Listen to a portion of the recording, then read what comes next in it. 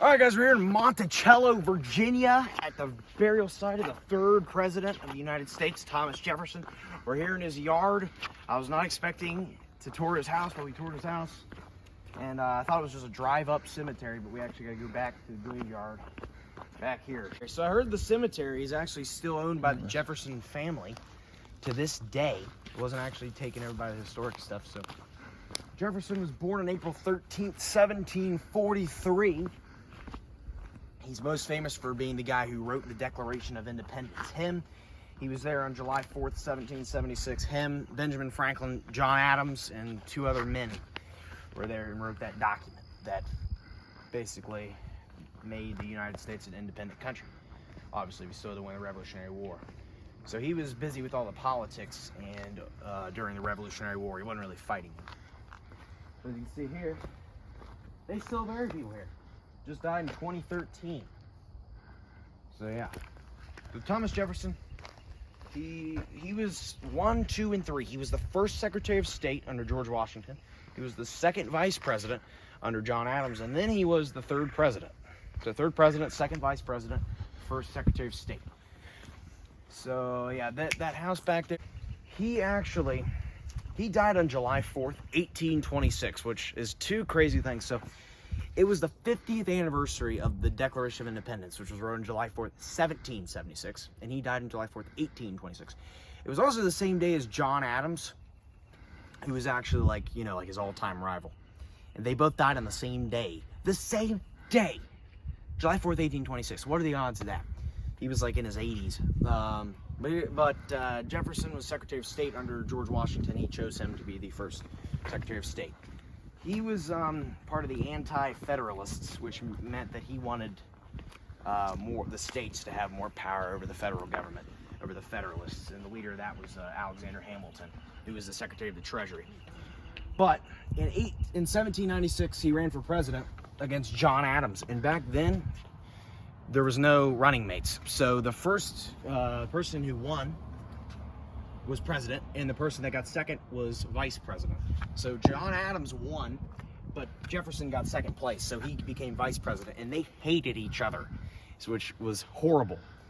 And so then he ran in 1800, defeated John Adams for re-election, so they had a strategy going on. He's like, we're gonna run with Aaron Burr. We're gonna take Aaron Burr to be our Democratic-Republican nominee. So the anti-federalists changed to the Democratic-Republican. So he's like, so everyone got to vote for two presidents. So they voted for Thomas Jefferson and Aaron Burr. Everyone wanted him. And for John Adams, they voted for Adams and whoever was the other guy. So it actually tied. But it made it so Jefferson and Aaron Burr both tied in 1800. So it went to the House. If the House would have chose Aaron Burr, he would have became president. But they chose Jefferson, thankfully. But, so Aaron Burr was vice president for his first term. But in 1804, Aaron Burr killed Alexander Hamilton in a duel. So then Jefferson's like, you know what, Burr, you're out of here. So then he chose George Clinton to be his vice president. So that he was there for his second term. That was the screen. Thomas Jefferson for smash! Here we go. Oh yeah, he also founded the University of Virginia. That was another one of his major accomplishments. That's awesome. Here was buried. So it says he was born on April 2nd, 1743. I've seen places that said it was April 13th, so there must be a dispute there. That's cool. I guess you can't get in right now. Nice. Let's read some of this stuff here. During Jefferson's presidency, he was mainly noted for the Louisiana Purchase in 1803, where Napoleon from France sold the entire central part of the United States to Jefferson, and he bought it for a very cheap price.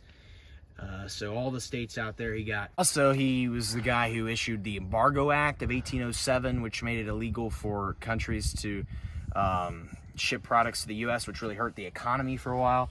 And then, yeah, that wasn't so good what he did, but overall, with the Declaration, he was a very influential founding father. He's on the nickel, which is pretty cool. So there's his grave right here. Monticello Graveyard. Some facts about the Monticello Graveyard. This graveyard had its beginning in an agreement between two young men, Jefferson and Dabney Carr, who were schoolmates and friends. They agreed that they would be buried under a great oak which stood here.